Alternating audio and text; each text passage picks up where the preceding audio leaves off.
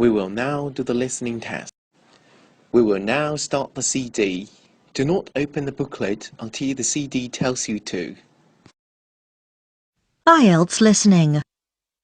You will hear a number of different recordings, and you will have to answer questions on what you hear. There will be time for you to read the instructions and questions, and you will have a chance to check your work.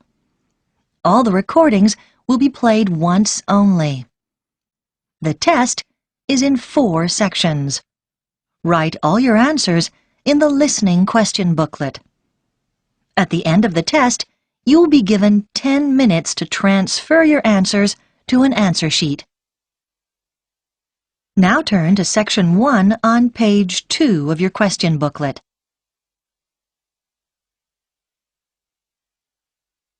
Section 1. You will hear a man inquiring about joining a wildlife conservation society. First, you have some time to look at questions 1 to 6 on page 2.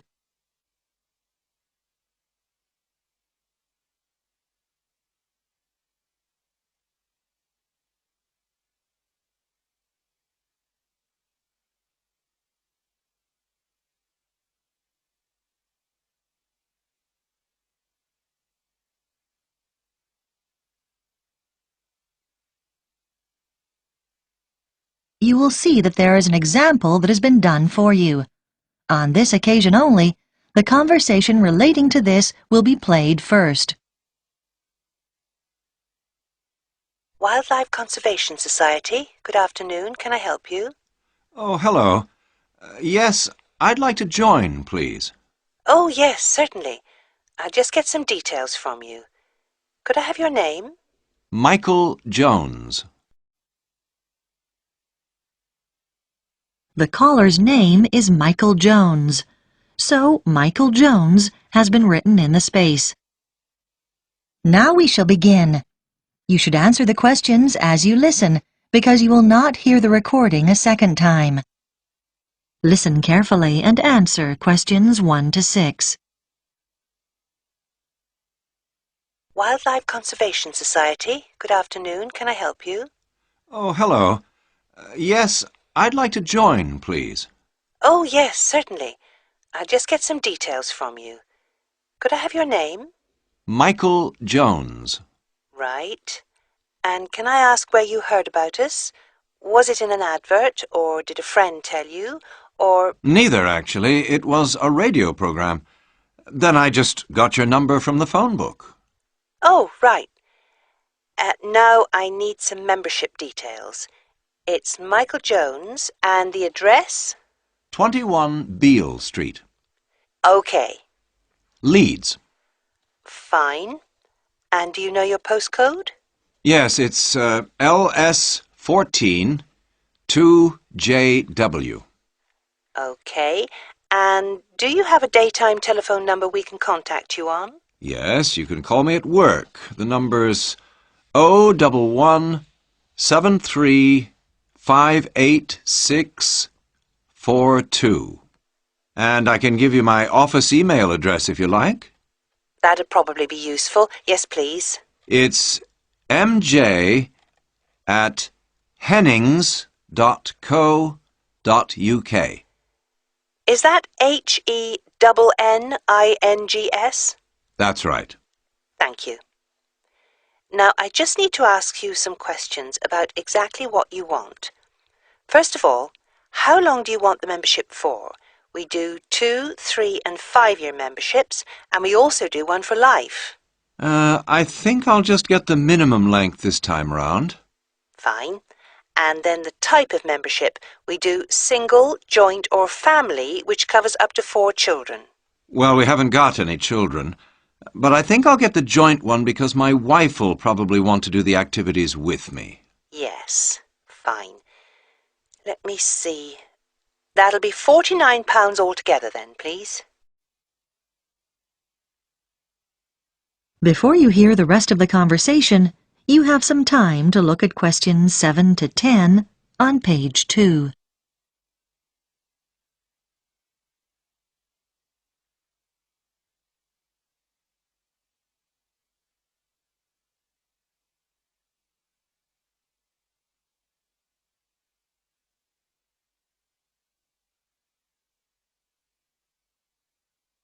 Now listen and answer questions 7 to 10. How would you like to pay? By direct debit? No problem. I just need your bank details. Can you give me the name first? It's the Union Bank. And now I've got your name, but I need your account number.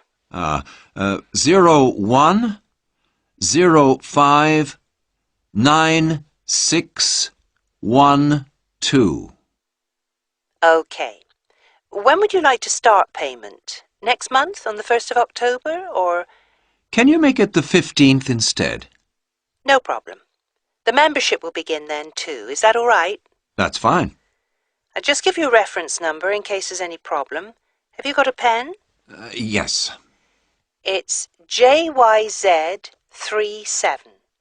And we'll be sending you an information pack within a few days. Is there anything else? Oh, yes. Could you send me an additional one? I've got a friend who's very interested. Certainly, no problem. I'll make a note of that.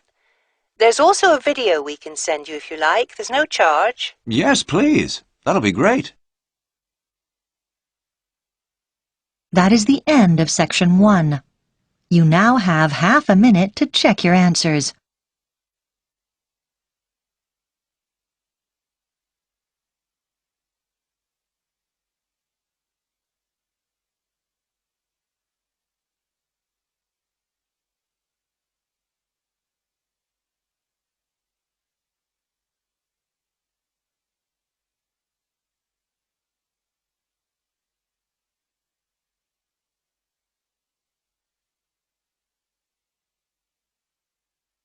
Now turn to Section 2 on page 3.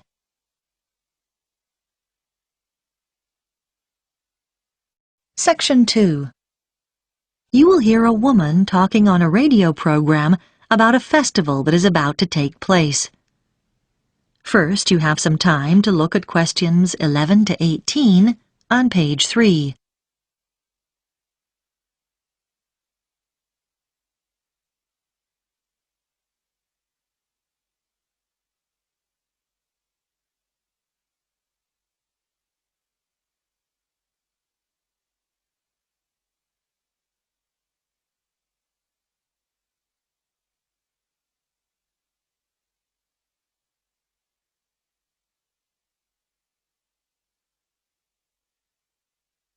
Now listen carefully and answer questions 11 to 18.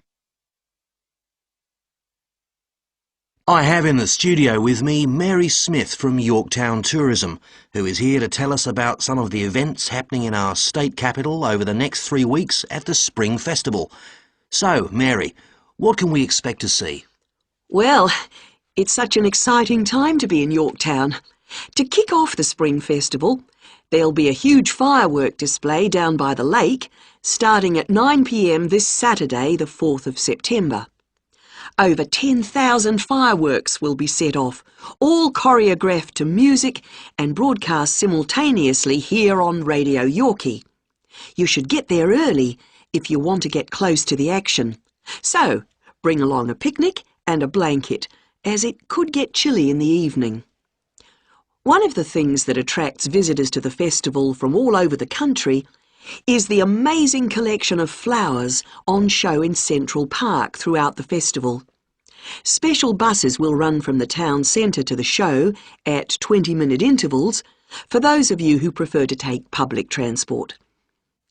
If you're interested in seeing the latest in cars, from the fastest to the most expensive, then head over to the motor show at the Exhibition Centre from the 10th to the 15th of September. It'll be open daily from 9 a.m. until 10 p.m, so you can even pop there after work. Do you like photography? Then go along to Grow Your Imagination, an exhibition of photographs of famous gardens, which will be held at the Art Gallery from the 11th to the 19th of September. Come and be inspired by some of the world's most beautiful gardens. I've had a sneak preview of some of the photographs, and they are magnificent. If music is more your scene, then you should come and hear the Australian Philharmonic Orchestra performing Swing in Spring at the concert hall on Friday the 17th and Saturday the 18th of September. It's a celebration of dance music from the 1940s and 50s. There'll be 3 performances. Both evenings start at 7 p.m. and a matinee performance at 2:30 on the Saturday. So, get your dancing shoes on and head there. It's guaranteed to get your feet tapping. Before you hear the rest of the program, you have some time to look at questions 19 and 20 on page 4.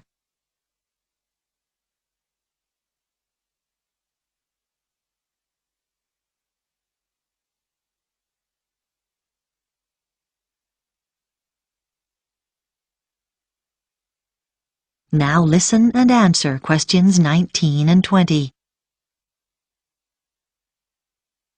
Those are just a few of the attractions on offer. But for something a little different, you could try Balloons Down Under, which is the largest gathering of hot air balloons in the Southern Hemisphere. It's well worth it, because there'll be over 25 balloons of all shapes and sizes, which is a truly amazing sight. I'm also happy to announce that one lucky person will get the chance to go up in one of these balloons absolutely free. That's the prize in our special Spring Festival competition. It'd normally cost you $200, so it's not a bad prize, eh? I'm sure you all want a chance to win, so you'll need to fill out the entry form in today's edition of the Yorktown News. Don't forget to include your phone number. And send it to Radio Yorkie. Make sure your entry reaches us by 5 p.m. on Thursday the 9th of September. Then, to see if you've won, just check out the festival's website on Saturday the 11th of September, where we'll publish the name of the lucky winner. It's such a fantastic prize, so hurry up and get your entry in. So, there you have it. Just a few of the special events happening here in Yorktown over the Spring Festival. And if you'd like any more details about the festival... That is the end of section 2. You now have half a minute to check your answers.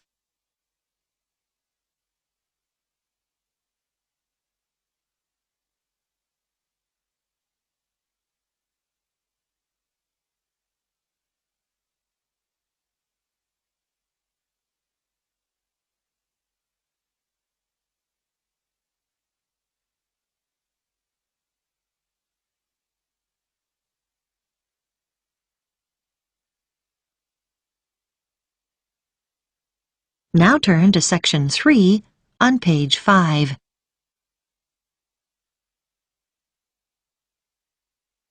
Section 3. You'll hear a student called Paul talking to a tutor about a course he is thinking of doing.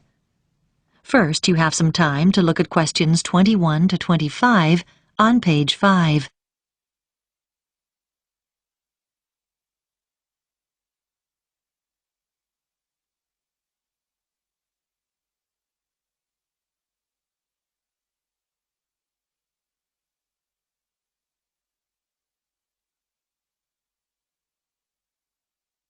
Now listen carefully and answer questions 21 to 25. Good morning. Come in. You're Paul, are you? Yes, I spoke to you on the phone. Yes. Have a seat. You wanted to talk to me about the archaeology course? Yes, I've read the handbook, but I'd like to find out a few more details before I decide whether to do it. Right, yes. What would you like to know? Well, first of all, can I combine the archaeology course with one in anthropology? Yes, you can combine it with any other subject apart from classical history. That's simply because there's some overlap in the lecture times for those 2 courses. We weren't able to coordinate them. OK, fine. And could you tell me about the modules? Well, in the first semester there are 3. All of them are compulsory. We don't offer optional modules till next year. Right. The first one focuses on what can be learned from specific artefacts, such as pottery and stone tools. It's called Object Matters, and it's taught by Dr. Morris. Is that... how is the module presented? I mean, is it lectures? We refer to the means of presentation as the learning method, and in this case it's lectures integrated with practical sessions, so it's a mixture. What about the content? I suppose we'll be looking at different kinds of archaeological remains and how to date them and so on. To some extent, but the module is basically about processes. First of all, recording material, then classification, then interpretation of the data. That's how archaeologists draw conclusions about their findings. And finally, display. Is that okay?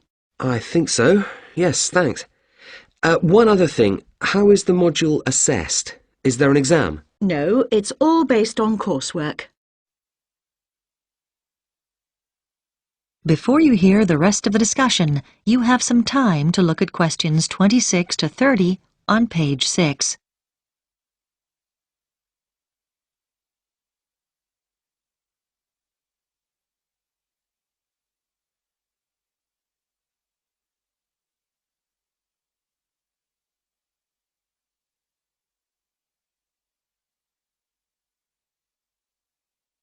Now listen and answer questions 26 to 30. OK. And the second module, that's the one called Towns and Cities, is taught by our department head, Professor Elliott. And, as the name suggests, the module's about the origins of built environments and how they developed. That's mainly factual then, I suppose. It is really. And for that reason, the assessment's by examination. But you may be pleased to know it's an oral rather than a written exam, and... It sounds a bit scary. Most of our students find they actually enjoy it, so don't worry too much. OK. And then the title of the third module is Method and Science, and in that Dr. Thompson will be introducing you to the standard techniques used in archaeological fieldwork and analysis, things like excavating and dating. What about the learning method for this module? Are there any lectures, or is it all laboratory work? Oh, it's half lab work and half seminars. There aren't any lectures. Then, right at the end of the module, you'll take part in a site survey. The date for that is week beginning the 10th of March, but I can't tell you the location yet. That'll be announced later. But I think you'll find it very useful. Yes, I know someone who went on that last... That is the end of section 3. You now have half a minute to check your answers.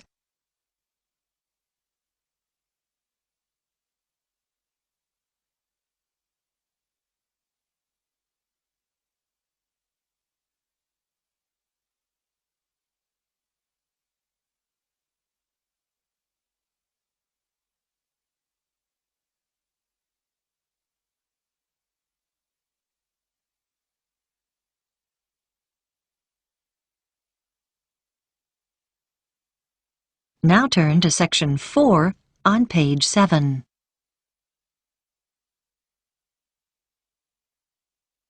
Section 4.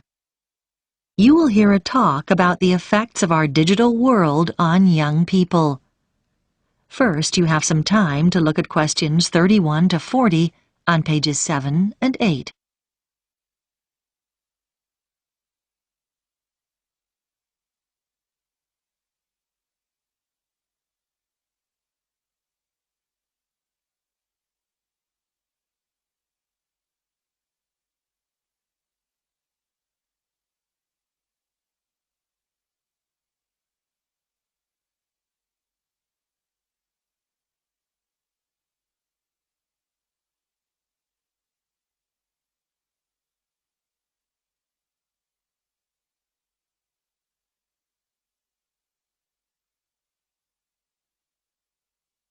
Now listen carefully and answer questions 31 to 40. In this lecture series, we're looking at changes occurring due to the rapid spread of digital technology in the last decades of the 20th century. By digital technology, I include any computer-related devices such as email, the internet, cell phones, instant messaging, to name but a few. Today's lecture focuses on the ideas of Mark Prensky and what he believes are the major effects that high exposure to digital technology has had on young people today. Firstly, what exactly does Prensky believe? He argues that because today's young people have been born into a digital world and spend hours simply playing with technology, they've changed in fundamental ways. He believes they're evolving differently, and as a result, process information differently from previous generations. It's even possible that these young people's brains have physically changed, although whether this is literally true isn't yet known. Nor does Prensky go quite this far. Prensky divides people into digital natives and digital immigrants.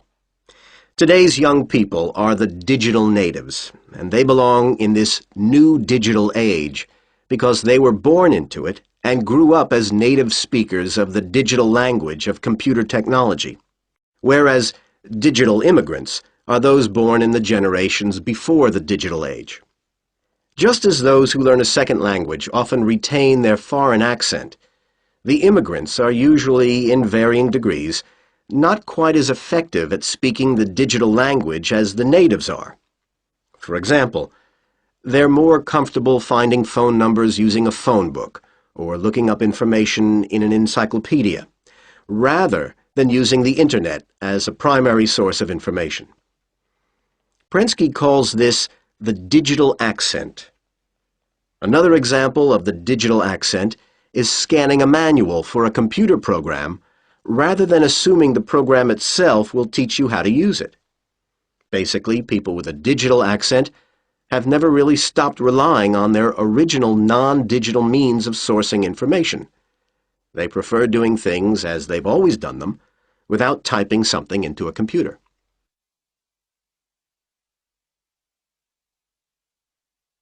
Prensky predicts that due to all this, changes are in store, mainly in the area of education.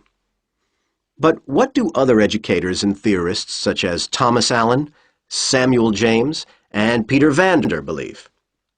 Samuel James, from Sydney University, agrees with Prensky's predictions.